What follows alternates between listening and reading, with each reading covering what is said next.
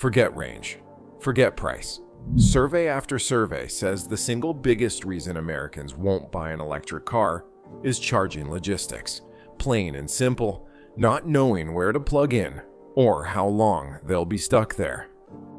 I like the idea, but I'm not going to be doing enough commuting and driving to the point where it's going to actually save me that much money. Of those who said they probably won't go electric anytime soon, more than half said a big reason is range anxiety. They're afraid they'll run out of juice before they can plug in and charge up. China just made that problem disappear for millions of drivers, and they didn't do it with a faster charger. They did it by skipping charging altogether. I'll show you the number that proves it's working. Subscribe so you catch breakthroughs like this before the headlines water them down. Here's why this matters to you. A recent Fox Business survey found 61% of Americans cite charging logistics as the number one thing keeping them out of an EV, ahead of range and ahead of price. Right, Jeff, I guess the EV trend is over, and it's big gas guzzlers. They're back, aren't they? I'm sure that's really breaking your heart, Stuart. Pardon the golf. J.D. Power's own 2026 study confirms it. Charging station availability is still the leading reason for EV rejection in America. Not the battery, not the motor. The simple, boring logistics of finding a plug and standing next to it. That's the problem nobody has actually solved, until now. Rewind to 2018. A Chinese EV startup called NIO opened its first battery swap station, betting on an idea most of the industry had already tried and quietly walked away from. Tesla itself piloted battery swapping back in 2013, demoed it publicly.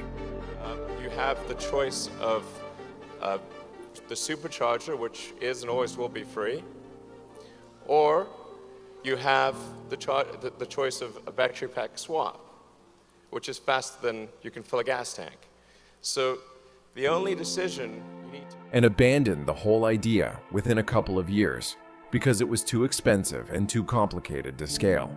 NIO looked at that failure and built the opposite strategy. Instead of charging the battery in the car, drive into a station and a robotic system pulls the depleted pack out from underneath and slides in a full one. No standing around, no cable. By this June, NIO had crossed 9,000 charging and swap stations across its network in China, delivering more than 200 million charging services and completing over 110 million individual battery swaps. That's not a pilot program anymore. That's daily infrastructure. At peak, the network is running over 100,000 swaps a day. Every single one of them, a driver who didn't sit at a charger. But here's the part I've been holding back. The reason this stopped being a NIO side bet and turned into a national strategy. CATL, the company that already builds more EV batteries than anyone on Earth, decided the swap model wasn't a niche experiment. It was infrastructure worth building at gas station scale. In December 2024, CATL launched its own swap network under the brand Choco SEB, with standardized battery packs designed to work across multiple car brands instead of locking drivers into one manufacturer's ecosystem. And then it did something almost nobody expected. It started building faster than NIO ever did. CATL had 0 swap stations at the start of 2025.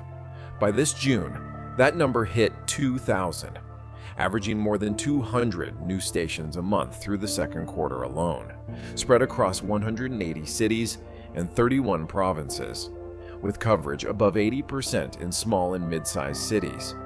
The company's own stated target is 3,000 stations by the end of this year, and its long-term goal, the one that should actually worry every gas station chain in China, is 30,000 swap stations nationwide.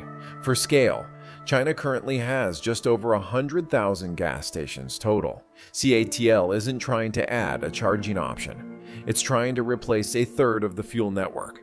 And the swap itself takes 70 to 80 seconds, roughly half the time NIO's own stations take, and faster than most people spend paying for gas. Here's the number that shows this isn't just infrastructure sitting unused.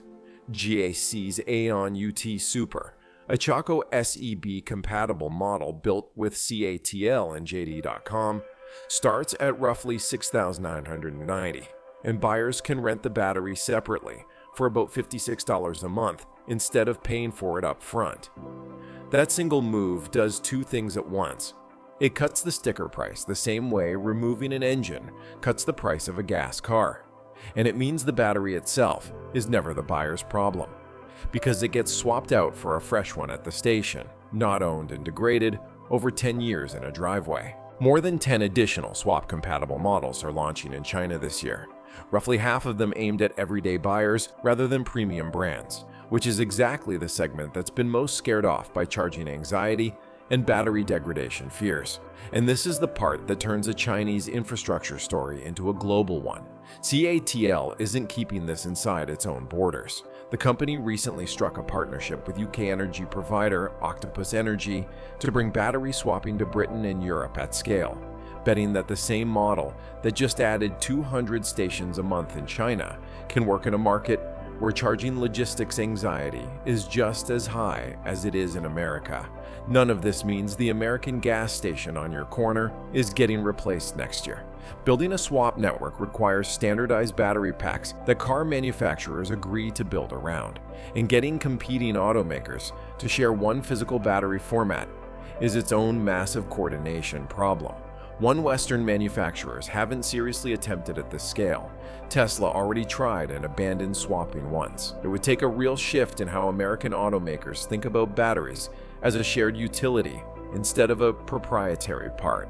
But look at what already happened while nobody outside China was paying attention. 0 swap stations at the start of 2025.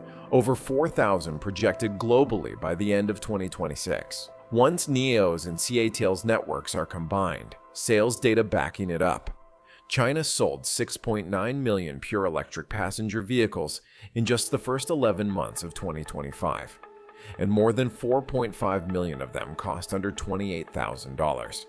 Exactly the price range where charging anxiety usually kills the sale.